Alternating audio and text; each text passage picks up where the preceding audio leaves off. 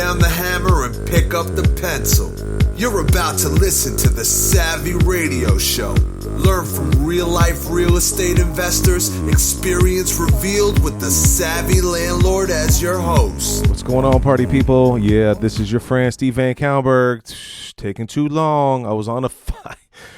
I was hitting those podcasts. I was crushing them. And then I fell off the wagon. And then I've just been dragging my feet. I mean, you know what I'm talking about? And I can tell you how I kind of got out of that jazz, but, you know, and I was like, one thing that was holding me back, and this may be you, a procrastinator of sorts, if you don't have it all lined up or if it's not perfect or you didn't dedicate enough time. And I just realized I just need to crank out these podcasts. One is just to increase and help people.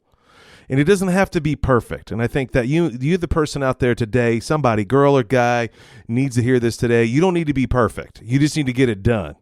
And I've committed to this podcast. Golly, we're going on like almost 10 years. I'm not sure. We're almost hitting 800. But there's no excuse. I just get distracted. I get other things. But I'm doing very well mentally. And there's a lot of drama that has exploded in my life. Defaults. I got auctions coming up. I have a new book coming out. I'm just trying to grind that out. And then deadlines, new restaurant, life, a lot of children, no excuses, but you got to stay consistent. And that's my new deal right now on my health and fitness. You know what to do. You just continue to go up and down. So stop that mess, VanCauwenbergh. I'm talking to myself. I'm coaching myself right now. But listen, I know I need to get this podcast done, and I have this window, and I need to crush it because I just continue to push it to the side. So hello, welcome to the Savvy Radio Show. Bang, bang. This is your boy, Steve VanCauwenbergh, international fame and fortune. In my mind, in reality, no. So there's a couple things I just want to wrap off. These are going to be random, fresh, off the presses. And there's like 30, 40 of them. So I'm going to stop. I got the timer up. Probably going to stop in about 15, 20 minutes. Wherever I stop, we're going to land. And we'll move forward. First of all, I just got this on my desk today. One of my clients was like, hey, I need to sell my properties. I can't get insured. Wow. I'm kind of frustrated about that. In reality, I know that insurance has gone up, and I can't wait to hang out with my homeboy and find out what's going on. So that's next week. I'll ask him if I can kind of go over the details, but it's cool that you have past clients that are killing it and crushing it in entrepreneur endeavors. Was in real estate, came out of real estate, still owns some assets, killing it in his regular business, and then get some boo-boo notice that they can't be insured. I don't know what's going on, but I'll find out.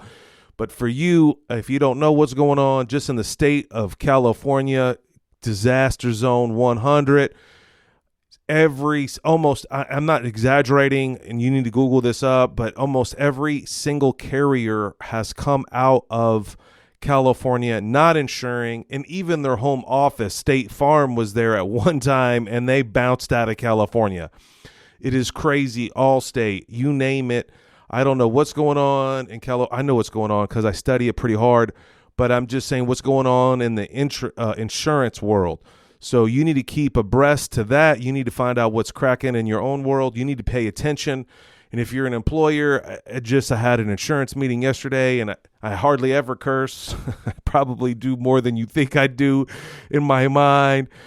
But I knew what was going to happen as soon as the broker sat me down and, you know, your employees' insurances has gone up by 11% or 12%. Last year was 11%. I'm like, what the F? And I'm like, the reality is like, why am I killing myself providing insurance for everybody else? This is another area of my world that I'm just juiced on, frustrated. And why, you know, and it just, I don't want to get into politics. I want to get into this madness. If you know what I'm talking about, hit your boy up, text me. You can go to savvypodcast.com. There's my text phone number. Hit contact, text me. Some homeboy in Ohio just hollered at me. I'm coming to Ohio, letting you know. August, I'm speaking in Lancaster. I think it's the 21st, 27th. It's like the third Wednesday or the fourth Wednesday. I'm coming out there bringing super heat. I'm writing that content right now. And then I'm coming out to Ohio re-up. So if you're in that market, or you want to get together, or you want to meet face to face, maybe in passing, holla at your boy. Anyway, let's get into this. This is labeled In the Trenches. This is like April, May, whatever. Number one, I just found out about FedEx. I had a scooter delivered to my Crizzo, and it was an expensive scooter, and it was through FedEx, and the guy that sent it to me, the business, was like, you have to sign for it. And I'm like, look, I don't got time for this, waiting around at the crib for somebody so I could sign some document. Well, I found out through FedEx, you can reroute a package to somewhere close to you. And matter of fact, there's a Walgreens right around the corner. And guess what? That scooter made it to Walgreens. When it was convenient for me, I rolled into Walgreens, signed it, and walked out with my scooter. Check that out. Isn't that wild? So just so you know, it was a free, no cost. And there were several, at least 4 or 5 locations within a short amount of distance of my house. And so I can divert that package, not worry about pirates, and get it done at my convenience. So FYI, just something that I found out random, and I'm here to tell you, you need to do it. Now, number 2 here, I have talked about this 100 times, and it is driving me bananas, and I just want to let you know that an operator is not a business owner. And I'm telling you, it's interesting, and I don't know why I'm so hypersensitive in this area, and even people I think for many years are entrepreneurs, and they hide it very well, but they're not an entrepreneur. And I'm not saying this that I'm better than you, or you're not better enough, or whatever. I just need, if you're partnering with someone coming up, or you're loaning someone money, or you're trying to do a transaction in some form or fashion, and you think that this person is going to die and commit, you need to understand the difference between an operator may just operate the business well, but when things go awry, when sales are down, or they need to raise money, they don't know how to do it properly, or they don't have enough gumption to go make it happen. And I can give you 100 examples of this, and this is blowing me up. Just yesterday in a fundraise meeting with the accounting firm with one of our clients, and I'm like, another $600,000 in the business is not going to save the business if the owner, entrepreneur, operator knows what they're doing. And I don't know why I'm telling you this, but it's constantly in my face, and I don't understand. But I just need to warn you, ladies and gents out there, if you're in a business right now, really, really define what an entrepreneur is to you and really dig deep into it. And I had an awesome meeting with someone yesterday that is a real entrepreneur. And I would love to craft a book about this, like just having this conversation, the way this individual thinks tells me that they're an entrepreneur. Maybe there's a test out there. And again, I'm not trying to say that being an entrepreneur is better. I'm just saying that these are just signs that you need to be prepared when you're loaning someone money or partnering with someone and it doesn't go the way you think it needs to be, and you need to have an exit strategy, or we need a hands all deck and the individual's confused and they jet off to Rome. All right. So I just want to give you a heads up on that scenario. Now, when you're an expert in something, this is number 3. This is just a line I wrote in my notes. Again, I've been writing these notes for like 2 months now. It says, if you're an expert in something equals not in development. Listen, you've got to continue to learn. And what I said earlier, I go up and down, and I was really bummed about this new book I got writing. I've been writing it for a year, and it just wasn't getting traction. And how I got out of this deep valley was I started working on personal development in a very specific area. And so you want to be an expert in something temporarily, you need to learn more, and you need to tell yourself why you need to learn. Okay. I don't know where this is going, but my reality is why I wrote this note down is I remember when I just got overly consumed with this project, I went and bought a few books.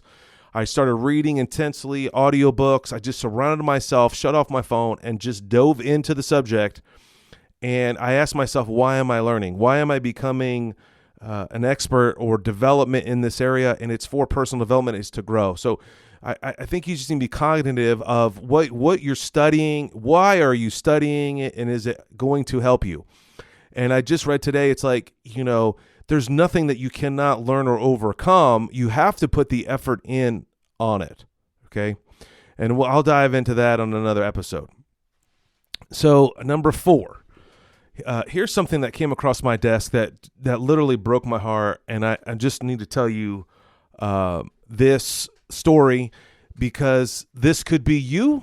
This could be your grandmother. This could be someone in your world, and you need to pay attention to this. Okay. So this is a fraud situation in property management, and it's extremely frustrating because I've been a property manager for 25 years. I've been the savvy landlord, whatever. But I wrote a book on property management. My whole life was property management for 20-something years. And I just heard this story that's going on now, and it's 1 degree from me. But if it was close to me, if I knew this individual, I would go ballistic. And I have done something to help another individual in a situation similar to this. And I've actually come across this situation in my own personal life when I took down 7 properties that had an existing property manager, and I saw fraud. And so here it is right now. So what happened was, this investor had 22 properties. They passed on. They willed those properties to someone else. This gal randomly got these 22 properties somehow. And this person is deaf. Okay. So that's even more interesting, is that there's some sort of a kind of a barrier there. And so what was interesting, that, this person was completely thankful that they've received these properties. All of a sudden, these properties are producing income. They're trusting this property manager. So these 22 properties came to her. The properties were already under property management. She just basically started receiving a check in the mail. Hey, mailbox money, let's do it. And so this gal is kind of going over the accounting, and I don't know what reports this property manager. And I want to give you one caveat here. In the state of Oklahoma, you have to be licensed to be a property manager. And there's some couple of key things that you have to do, like have an escrow account for deposits. So if you own your own property, like I do, I can be my own property manager. Okay. So I'm not licensed in Oklahoma as a realtor. I mean, if you've listened to my podcast 500 ago, you'll understand why. But the reality is, this individual that we're about to talk about, this property manager, is licensed, is a realtor, carries a license, has errors and omissions, pays some fees, and rolls on and manages property for people. And she's managing property for this woman that I was, heard about, and I was just broken about this situation.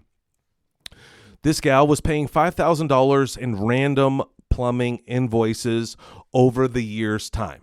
Now, if you don't understand as an investor, landlord, there's some areas where you can kind of cut some costs, not to be cheap, but, you get with a good plumbing company and you bring them volume, you should get some sort of a, deal or understanding. And I know it just for a fact, I've been studying my HVAC repairs since we're about to hit the summer. And I know that some people pay $150 an hour in HVAC. I looked at my invoices, and I'm looking at all my invoices now, especially since the situation I just found out. I'm being charged about $95 an hour in tech fee. I'm content with that. I think it's worth it for a licensed individual. It's giving me a discount. They know that the size that I am and the volume that I do. But anyway, these invoices that she was going through, and it came up to about $5,000 over a year, and there was no name on these invoices. The property manager was sending her these invoices. Hey, plumbing at this house. Now remember, she's got 22 houses, so $200 here, $500 here, $600 here, la da da da da da, and pay for. Well, as she was going back, I wouldn't say an audit, but kind of reviewing, $5,000, adding it up. And she saw a lot of the invoices had no names on them. Majority of them had no names on them. So that's one sign. And she randomly found one plumbing invoice with someone's name on it. Interesting. So she calls this one plumber, and this plumber, phone number, and the plumber retorted with, yes, I did that job. That was several months ago. I've only done one job for you, and it was $150. And do you believe that? So this whole time, she was assuming that this licensed plumber was going out to the jobs, and that plumber was not going out to those jobs. We don't even know if there is a plumber going out there at all.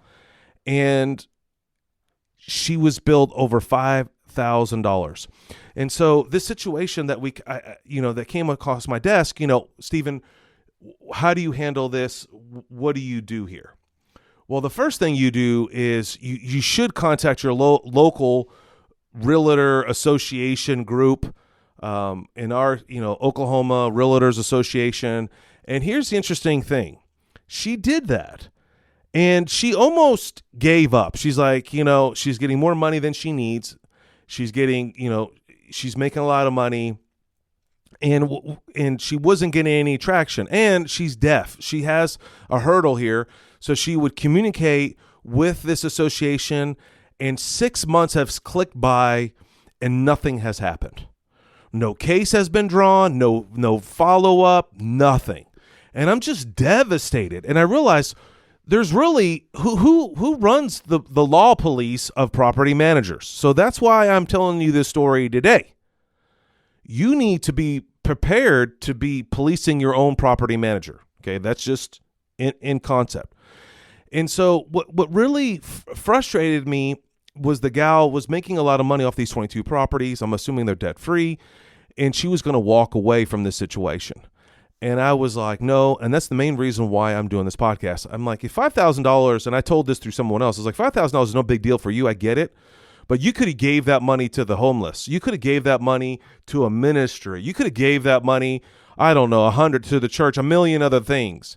You could have just threw it out the freaking window. But when there's scam and fraud, I think we need to put our foot down. And how can we learn from this situation? And so, long story short, through me kind of just encouraging, hopefully they'll take it to the next level. And I was like, look, give that money out to somebody else, but we need to stop this. And maybe on another episode, I'll go into a scenario that just happened to me on a commercial building, on a sprinkler system, and extremely frustrated. I will break that information off. I am at the final stages with another inspection company, and it's unbelievable, and I will be contacting the marshal. And listen, I'm not this type of person. I don't want to be running around turning people in. But, I called another investor on the sprinkler situation, and a very powerful investor, probably super big. And he said to me, we need to let people know, we need to turn this dude in, because if he's doing it to you, he's doing it to somebody else. And I just think that we need to encourage each other, yes, but we also need to protect each other. Some people just don't have that gumption, or they're not a conflicting individual. And I agree, who wants conflict? But at the same time, you stepping up as an individual could make a difference in someone else's life, and you may never, ever know, but you need to do it anyway. All right. So that's that. That's the fraud in effect. Let's keep on rolling. We got a few more minutes here. Here's another one. Pivot. You need to start pivoting and really making more money. And I know we're all driven by money. Money does this and that, but I can tell you that the writing is on the wall in the real estate sector in general. Interest rates are going up. I'm telling you, I had over $1 million in loans go from 6% to 10% within a short amount of time, within about a couple of months here. And I'm fortunate to help other young investors go through this cycle. And I think this is a great cycle. And I'm telling you, and I can't predict this, but 5 to 10 years is going to be fire. And you're going to have to hang on, because this money is going to exchange hands. It is coming. There is a storm brewing in the real estate world. Now, even in Oklahoma. Now, we're seeing it collapse in California. We're seeing it unravel in New York. And I know Oklahoma is kind of this safe middle ground, but I'm just telling you, you need to be thinking now about your financial position and your interest rates. Did you over leverage? Were you that guy that was doing 80% at 4% interest? Were you over borrowing, or 100? I saw 100 up there. And is your portfolio really sustainable? That's the thing I'm trying to get to you today. And we'll probably finish with this one. But the reality is, you need to start thinking about pivoting. And in my world, if you are curious about what I'm doing all day, yes, I love real estate. I think real estate is a powerful force. It has brought me to a level that I would never even imagine, can conceive. It's like a biblical principle, more than you can imagine, more you can ever think of. He has for you. But I've also migrated over into the franchise world. And I'm telling you, I bought a franchise a year ago, and we're finally materializing that. We're moving forward. We're in permitting.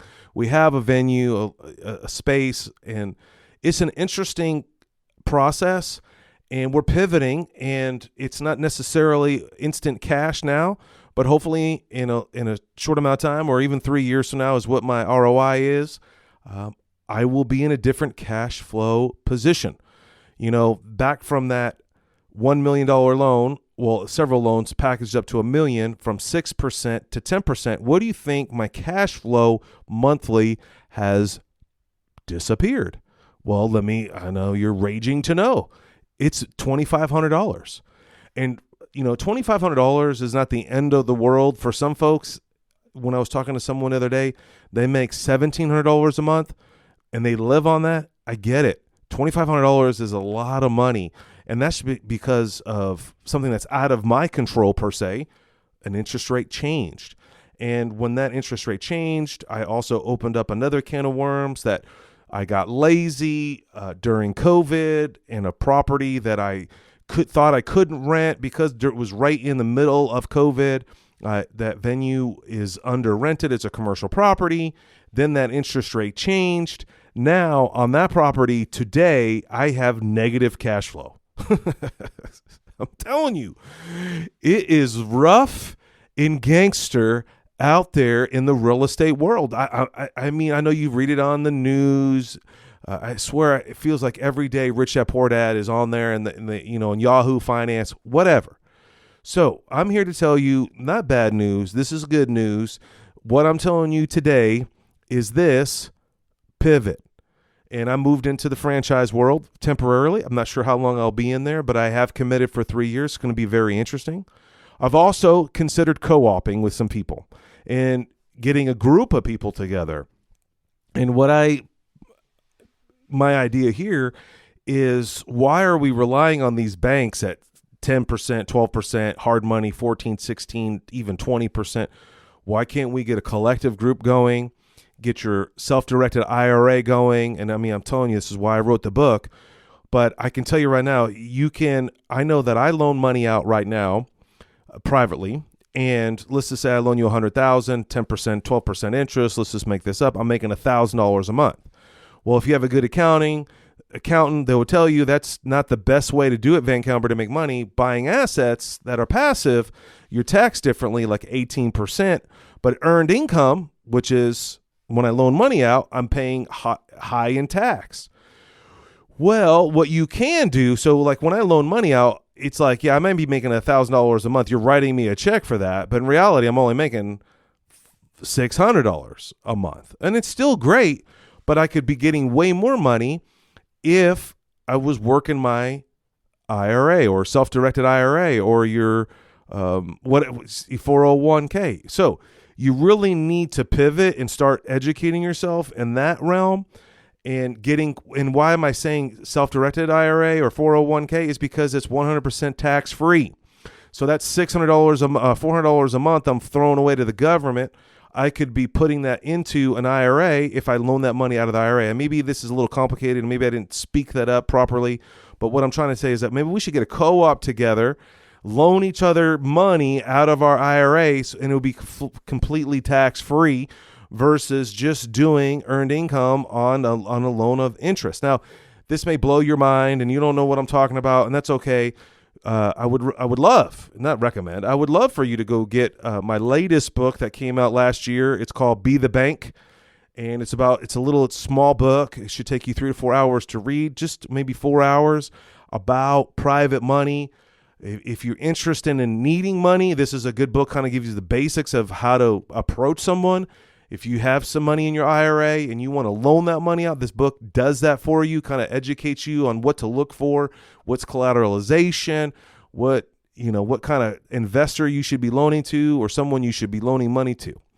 A next pivot I think you should be considering is partnerships. And what I realized, again, I started this whole thing out, number 2, with operators, not a business owner, because I'm getting burned on a business owner right now, is partnerships. And I think that these partnerships that you should be considering, and I know everyone's boo-hoo on partnerships, and I'm going to tell you, I have taken my licks to the chin more times than I even want to confess and tell you. There's so much that has gone in the last 3 years with partnerships and money lost, but I'm still a component of it, and I think that there is, and each time I do fail, I realize I need to make the operating agreement a little bit more clearer. I need to be a better partner and give you my expectations, and also give you my expectations of what I can deliver, and what is our agenda, and what we're trying to accomplish, and how much money do we want to make. But I think a lot of people have been burned, and I get it. But I think you should continue going back into partnerships and really think about a skill set that you can grow better and faster and ultimately make more money over time. All right. So just think of that. I'm not saying you should be doing that. And if you have any problems or conflicts, you want to be interviewed on the radio show, I'd love to, because that's kind of on my heart right now. And then the final pivot here is private money. I know we talked about it extensively just a few minutes ago, but hey, let me tell you, have you ever considered brokering it out? And me personally, all my money's out right now, and there's people still coming to me and like, hey, I'm looking for this and I'm looking for that. And I have considered brokering out other people's money, and I'm like, is it worth my energy and time and effort? Or this may be your skill set. Maybe you are a detailed person. Maybe you like to underwrite people. And if you don't know what underwriting is, hey, text me and we can do a podcast on that. But what's the process of loaning someone money? And then so I have some friends that have some money that don't have the time. They're in their career. They understand that they can get tax-free money out of their IRA. And they're like, yo, VanCauwenbergh. I'm like, yeah. Can you help me loan this out? Absolutely. But I don't even know what to charge them. I don't even know how this process works. So this is something, a nuance in my own world that I'm considering, and that helps with the co-oping. And if we can bond together, then we would not be so completely controlled by these banks. And what I'm saying is like, there's a property that I have that's a $1.1 million loan. A year and a half in, I got like 7% on it, and it's a $8,000 payment. And I know for a fact that this bank is at 10%, and I know in a year and a half I'm going to be stung. But if I had a relationship with a private lender that is getting tax-free money into their IRA because I borrowed, $300,000 or $100,000, they may be a little bit more flexible and say, hey, man, can we run this for one more year, another 12 months or 6 months? Absolutely. It's an interest-only loan. I'm making money. We're all working together. And I think that was my number 2, was the co-op. So let's connect. If you have this, drive as well or idea, maybe on the next trenches, I'll go into more personal stuff, but let's recap not through the whole basic, but let's just recap on the pivoting. Number 1, consider a new business opportunity. It could be a franchise. It could be a startup. It could be maybe a little side hustle. But the goal here is that cash flow is slipping. Insurance is going higher. Taxes are raising. Your cash flow, and the rent's going to go up. It's going to price people out. We got a storm going on here. So don't be a fool. Pay attention and consider something else. For me personally, I dove into franchises. That's where I'm at right now. If you have any interest or any experience in that area, I'd love to hang out with you, because I'm learning unbelievable, and I'm documenting it, and I can't wait to share that information shortly. Maybe on the Millionaire Forum one day, which is Millionaire Fastlane. Consider co-oping with people, maybe a group of people that you can get together and bond together. Some people call it a mastermind, but maybe it's an economic situation. Partnerships, reconsider those. I think stronger together. There's a scripture that says, pity the man that falls down and doesn't have a brother to pick him up. A cord of 3 strands is not easily broken. Boom, look at that. I sound like I'm a super Christian. I'm not. Woo, you got to memorize. And then private money. Really look into it. Maybe even consider brokering out. If it's something that you're interested in, I would love for you to write a review. Go get the book. It's like $15. Let me know you read it. Let's talk about it. Give me a review. I'd appreciate it. I really don't do this. I don't ask people, but I truly believe that it was a calling to write that book, and it's cool that people are texting me and saying that it's impacting them, and I wanted to impact you. That's called Be the Bank, Amazon, go do it, or go to my website, savvypodcast.com. Hey, through all this jazz, what do you need to do? Buy assets. Thanks for listening to the Savvy Radio Show. Glide online and listen to our other motivating episodes at savvyradioshow.com. Connect on Twitter at LandlordBook and always be buying assets.